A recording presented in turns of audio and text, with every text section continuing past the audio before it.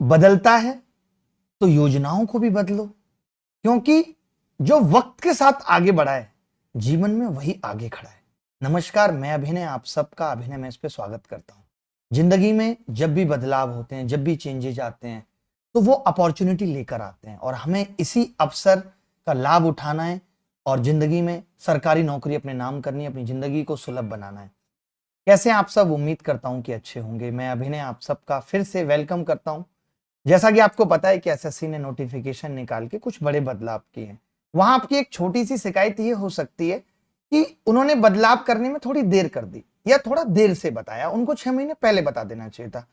तो अगर हम इसमें भी पॉजिटिविटी देखें तो हम ये कह सकते हैं कि उन्होंने ये कहाँ कहा है कि प्री से उनको कोई लेना देना नहीं।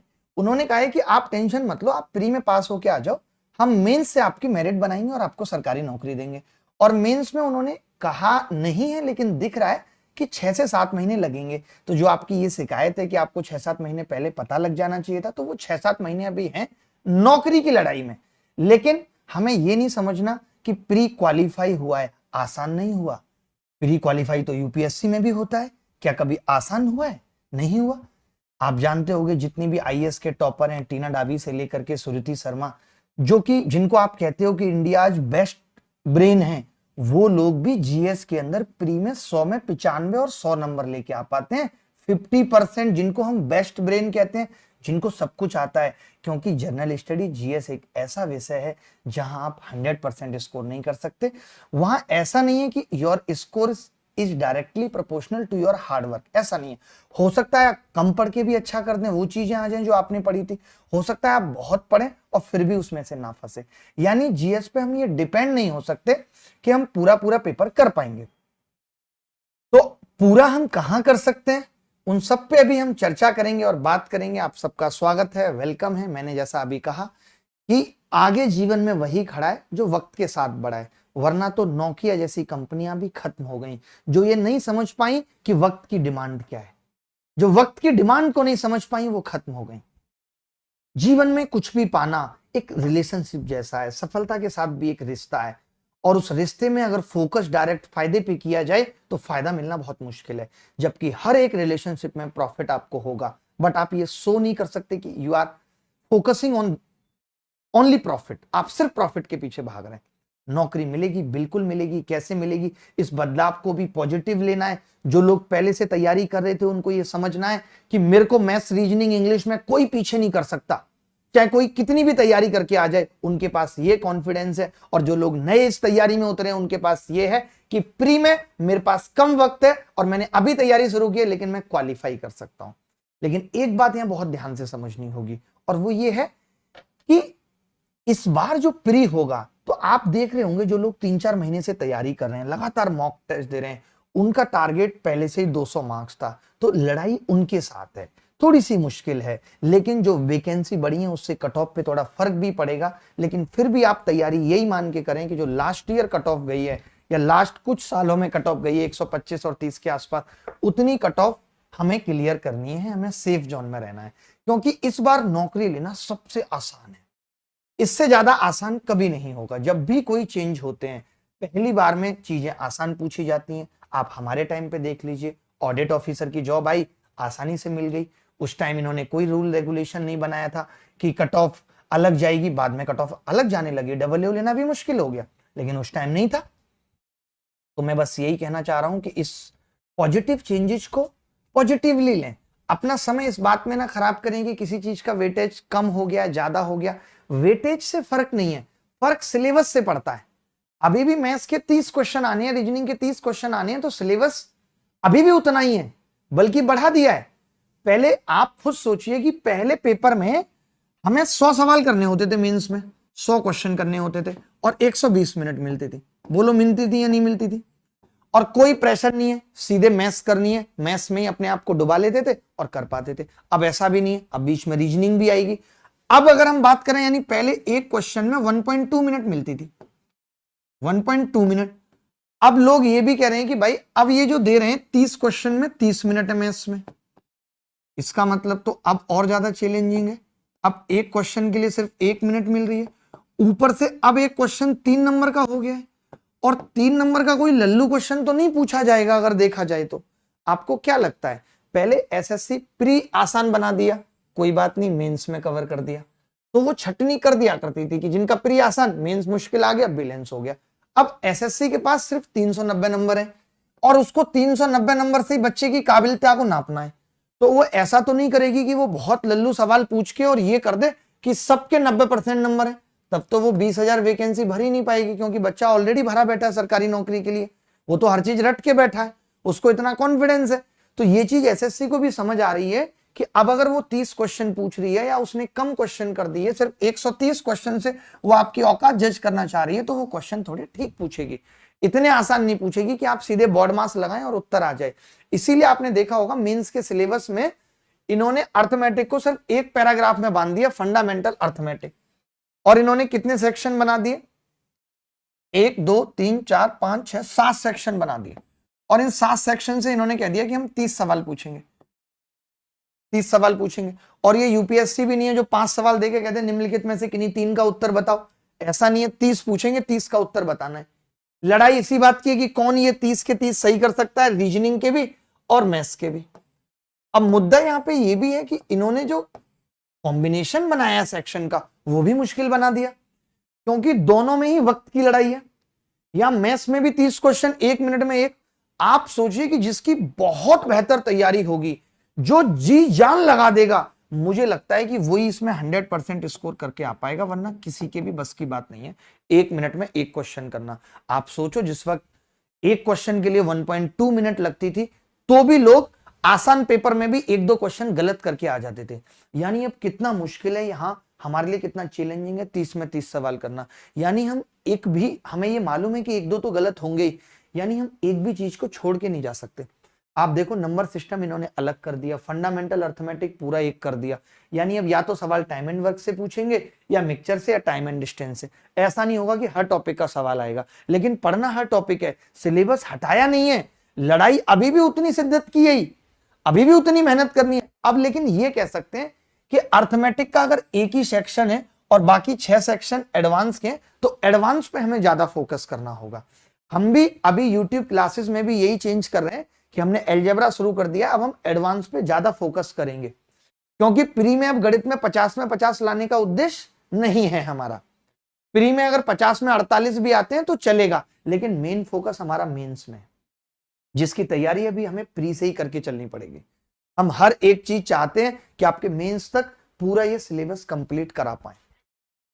एसएससी को भी ये पता था कि अभिनय शर्मा ने A to Z क्वांट 2.0 शुरू किया है और वो प्री तक सिलेबस नहीं खत्म कर पाएंगे, तो उन्होंने प्री को ही क्वालिफाई कर दिया। उन्होंने कहा कोई बात नहीं, प्री क्वालिफाई कर दो, आप मेंस तक तो कर पाओगे ना। हमने कहा कर पाएंगे, बच्चों ने भी कहा कर पाएंगे मेंस तक।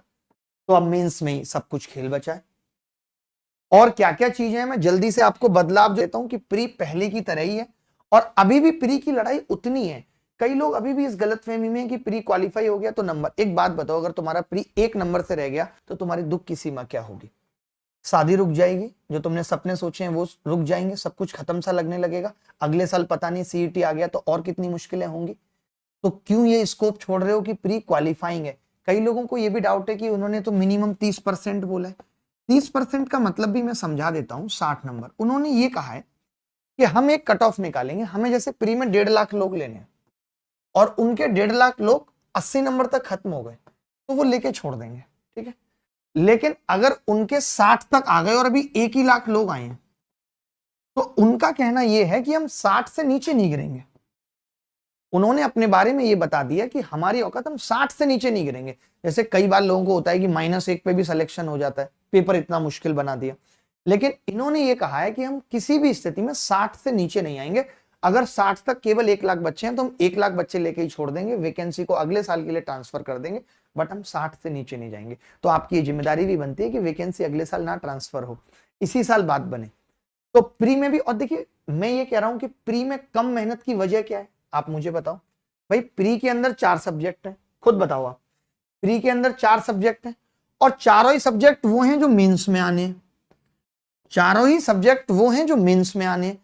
तो हम प्री में धीमी तैयारी क्यों करें? हम तो प्री में भी ताकत लगाएंगे।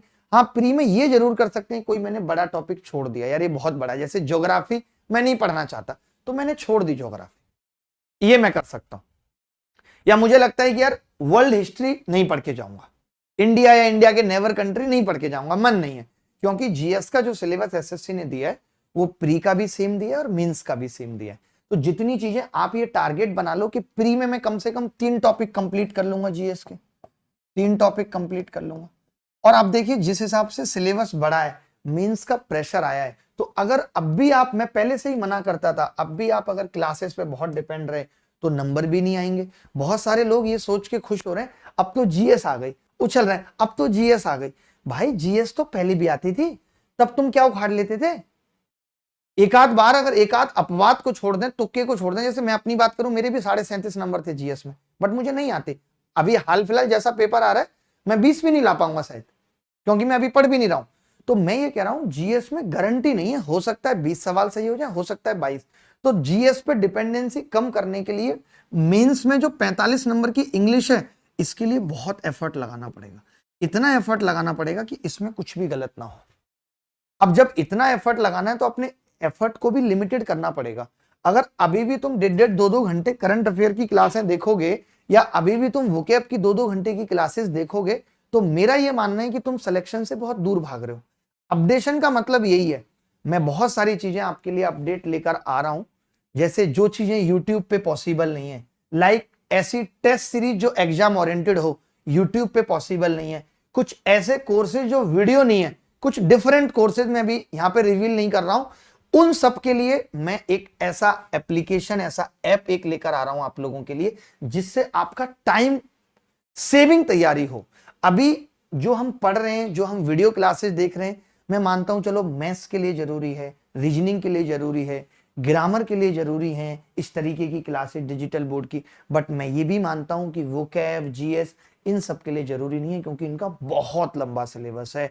इतना लंबा सिलेबस है अब मेंस आने के बाद कि टीचर 1 साल लेगा जीएस के सिलेबस खत्म करने में। आप पूछ के देख लेना किसी भी टीचर से। और 1 साल सिलेबस लेने का मतलब है, आप जितने भी लोगों के इंटरव्यू देखते हो जो आईएएस बनते हैं, कभी आपने सुना कि वो लगातार 1 साल तक कोचिंग से सेलेक्ट हुए? नहीं। वो क्या कहते हैं, हमने सेल्फ स्टडी की, हमारे खुद के नोट्स थे, हमने उससे रटा, हमने किताबों से पढ़ा। तो वो वक्त अब आपका भी आ गया है किताबों से पढ़ने का और नोट्स से पढ़ने का। आप क्लासेस के माध्यम से इतने कम समय में इतनी बड़ी तैयारी नहीं कर सकते कि आपका सिलेक्शन पहली बार में हो जाए। और जिसने भी इस बार सिलेक्शन लेने में चूक कर दी, वो जिंदगी भर पछताएगा। इतनी बेहतर अपॉर्चुनिटी, इतना अच्छा मौका जीवन में बार बार नहीं आएगा। ये इतना बेहतरीन मौका है कि आपको इसी साल सेलेक्ट होना है। 1.5 लाख लोग क्वालिफाई करेंगे, जब 8,000 वैकेंसी होती थी। मैं ये मान के चल रहा हूं कि इस बार हो सकता है ये 2 से 2.5 लाख लोगों को क्वालिफाई कराएंगे। तो क्या आप अपने आप को 2 से 2.5 लाख लोगों के बीच में नहीं ला सकते? ला सकते हो आराम से। हो सकता है प्री का पेपर मुश्किल बनाए, लेकिन वो सबके लिए मुश्किल होगा। आप तो ये टारगेट कर लो कि मेरे को 150 लेके ही आने हैं हर स्थिति में, और 150 आने के लिए मुझे गणित पूरा आना चाहिए, रीजनिंग मुझे पूरी आनी चाहिए, इंग्लिश मुझे 90% आनी चाहिए, और जीएस में मैं 50-60% भी कर पाऊं तो बहुत है मेरे लिए। उन्हीं बच्चों का सिलेक्शन होगा। तो इन 3 महीनों में बस आपके लिए आसान ये हो गया कि अब ये आपको नहीं सोचना कि मुझे प्री में 180 मार्क्स लेके आने। लेकिन मैं फिर से कहूंगा कि प्री क्वालिफाई हुआ है, आसान नहीं हुआ। अभी भी ये नहीं कह सकते कि कोई भी बच्चा जाएगा उठ के और कर देगा। आप समझ रहे हो, एसएससी जब ये बदलाव पैटर्न में, नोटिफिकेशन में कर सकती है, तो क्या वो क्वेश्चन पूछने के तरीकों में नहीं करेगी?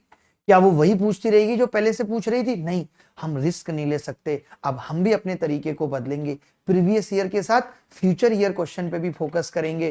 कुछ आसान भी करेंगे, कुछ मुश्किल भी करेंगे। पहली बार है, किसी को भी नहीं पता पेपर कैसा आएगा। तो जो अदर्स एग्जाम है, चाहे वो बैंकिंग का एग्जाम है, चाहे वो सीडीएस का एग्जाम है, चाहे वो जेट मैट का या जीमेट का एग्जाम है या क्लेट का एग्जाम है, किसी भी प्रकार का एग्जाम के प्रीवियस ईयर क्वेश्चन कराने की मैं जिम्मेदारी ले रहा हूं, और वो हमें करने होंगे। आपको ये करना होगा कि जो मैं बताऊं वो पढ़ना होगा, बीच बीच में बेचैनी नहीं। अब कोई बच्चा ये नहीं कहेगा सर ऐसा सवाल आएगा क्या? हाँ भाई, कुछ भी आ सकता है। कभी सोचा था नोटिफिकेशन ऐसा होगा? नहीं सोचा था। जब नोटिफिकेशन नहीं सोचा था ऐसा होगा, तो पेपर के बारे में कैसे कह सकते हो? हम ज्यादा समझते हैं इस चीज को, हमें ज्यादा पता है।